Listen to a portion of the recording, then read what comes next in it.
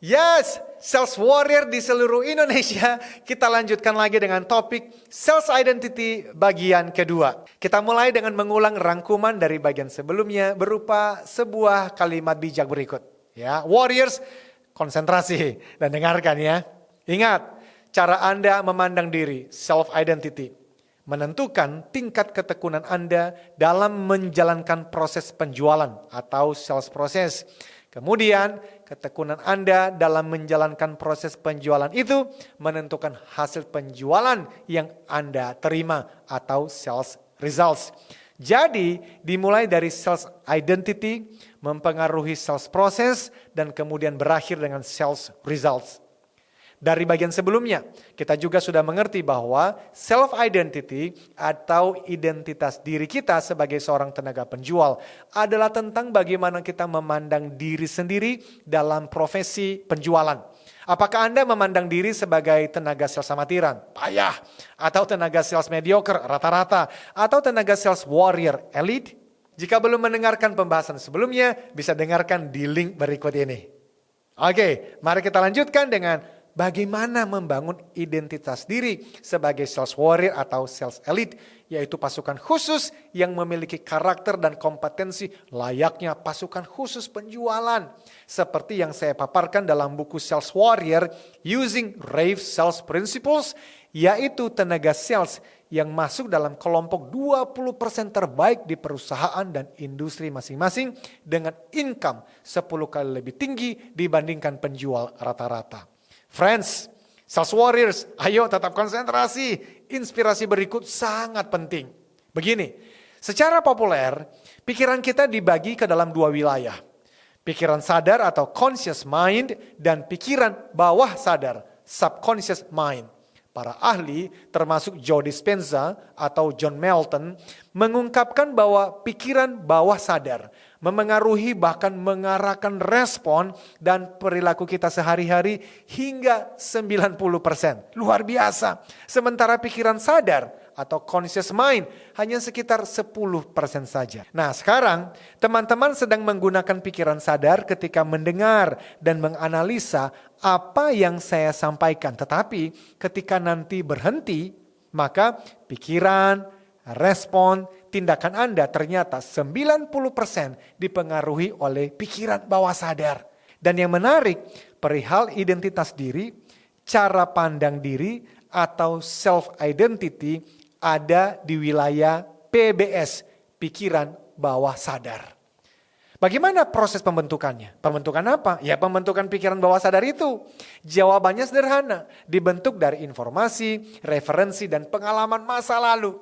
Ketika suatu informasi atau referensi tertentu diulang-ulang oleh seseorang, maka itu akan menjadi sebuah belief atau keyakinannya. Saya ambil contoh. Seorang tenaga sales A terus mengatakan kepada dirinya sendiri kalimat berikut. Percuma saya berusaha jualan, tidak mungkin ada yang mau beli.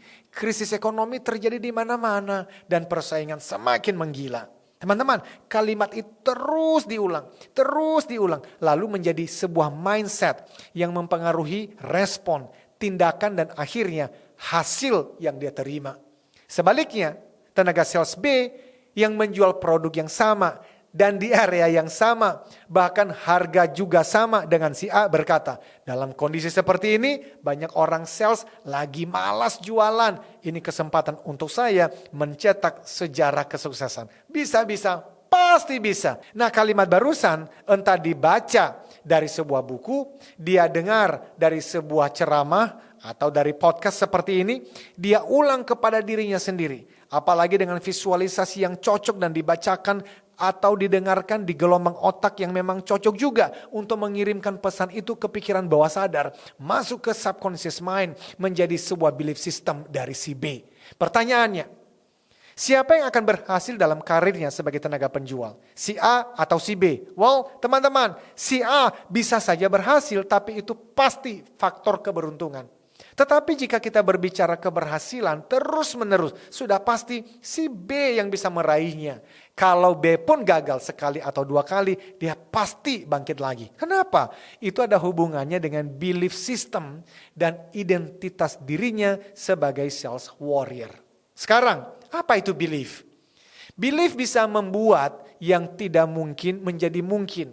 Yang tidak bisa menjadi bisa. Tetapi sebaliknya, belief itu pula membuat yang mungkin menjadi tidak mungkin dan yang bisa menjadi tidak bisa. Dalam kamus, definisi belief ada beberapa teman-teman. Tetapi untuk tujuan pembahasan kita berhubungan dengan motivasi dan kesuksesan penjualan, maka secara sederhana kita mendefinisikan belief sebagai menerima dan meyakini sesuatu sebagai sebuah kebenaran. Saya ulang, menerima dan meyakini sesuatu sebagai sebuah kebenaran. Jadi kata kuncinya menerima dan meyakini sebagai sebuah kebenaran. Termasuk apa yang Anda yakini tentang diri Anda sendiri dalam dunia penjualan. Apakah Anda meyakini bahwa Anda sebagai seorang sales yang hebat, yang masa depannya cerah, atau sebaliknya sebagai sales yang ditolak melulu dan yang masa depannya semakin berkabut dan gelap? Belief sudah menjadi sebuah keyakinan teman-teman. Dahsyat sekali akibatnya. Karena itu semua orang sales di seluruh jagat raya harus mengerti. Harus mengulang dan terus mengulang. Sebuah kutipan yang berkata, bukan kejadian dalam hidup yang membentuk diri seseorang. Tetapi keyakinan dia mengenai meaning atau makna dari kejadian tersebut. Saya berikan contoh. Ketika Anda ditolak oleh seorang calon konsumen atau sekarang Anda sedang menjalani bisnis, proses penjualan di tengah-tengah kondisi ekonomi yang begitu menantang. Arti dan makna yang Anda berikan pada penolakan dan krisis ekonomi, itulah yang membentuk Anda. Kalau Anda memberikan makna, ini mah tidak mungkin berhasil, itulah yang membentuk Anda. Tetapi kalau Anda memberikan makna, ini tantangan yang pasti bisa saya lewati. Menjadikan saya sales yang semakin hebat, maka itu pula yang membentuk diri Anda. Intinya sebagai kesimpulan, dua orang yang berbeda di lingkungan yang sama, diberikan stimulus atau kejadian atau peristiwa yang sama dapat bereaksi sangat berbeda. Karena apa? Karena pengalaman, referensi mereka di masa lalu berbeda. Yang mana itu semua membentuk belief system, membentuk identitas, membentuk makna, dan membentuk subconscious mind mereka. Pertanyaan sebagai penutup bagian ini. Bagaimana dong menggoyang belief yang negatif atau keyakinan yang tidak bermanfaat. Kemudian menggantikannya dengan belief yang memberdayakan termasuk sales identity. Layaknya seorang sales warrior atau sales elite. Teman-teman, ada sejumlah metode atau teknik. Termasuk yang telah saya pelajari dan praktikkan selama ini. Secara khusus dalam ilmu neuroscience dan NLP, Neuro Linguistic Programming.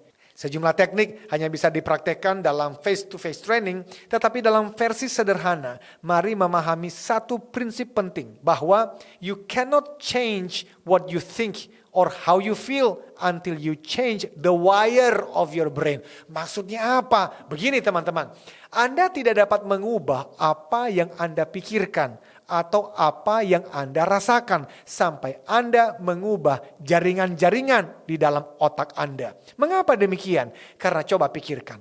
What is mind? Apa itu pikiran? Dalam ilmu neuroscience, mind is the brain in action. Mind is the brain at work. Mind is what the brain does. Artinya, pikiran adalah otak yang sedang bereaksi. Pikiran adalah apa yang dilakukan otak. Maka untuk membangun identitas seseorang menjadi sales warrior atau sales elite, kita harus mempelajari dulu cara kerja otak teman-teman. Karena pikiran adalah medan pertempuran. Sebagian besar pertempuran hidup dimenangkan atau dikalahkan di dalam pikiran loh. Hidup Anda selalu bergerak ke arah pikiran terkuat Anda. Maka jika Anda tidak mengendalikan apa yang Anda pikirkan, Anda tidak akan pernah bisa mengendalikan apa yang Anda lakukan. Dan tadi sudah dibahas, pikiran adalah otak yang sedang bekerja. Nah, salah satu cara kerja otak dikenal dengan istilah neural pathways atau jalur saraf. Itu artinya setiap kali Anda mendengar, mempelajari, memikirkan suatu hal seperti yang sedang saya sampaikan ini, maka Anda menciptakan jalur atau pola pikir baru di dalam otak Anda. Informasi, pengetahuan, atau pengalaman baru menghubungkan bagian saraf tertentu dan membuat program baru. Contoh, Jika bayi kecil tersenyum dan ibunya membalasnya dengan senyuman, saraf di otak bayi membentuk jalur, yaitu smiling is good, senyum itu keren. Contoh lain, jika bayi menyentuh kompor panas dan tangannya terasa sakit, maka saraf di otak bayi itu membentuk jalur baru, yaitu apa? Kompor panas menyakitkan sehingga dia tidak mencobanya lagi. Menggunakan pemahaman tersebut teman-teman, maka Anda dapat membentuk identitas baru sebagai sales warrior atau sales identity melalui self-talk dan visualisasi. Ingat, tidak ada seorang pun yang lebih berpengaruh dalam hidup Anda daripada Anda sendiri. Karena tidak ada seorang pun yang berbicara kepada Anda lebih sering daripada Anda.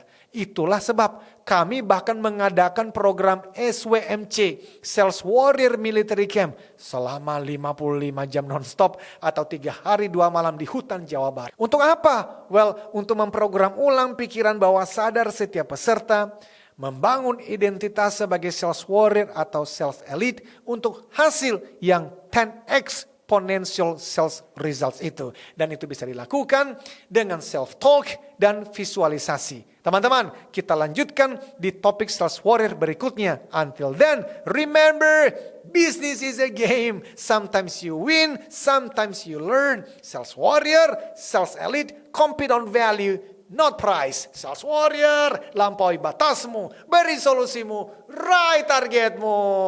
Yes!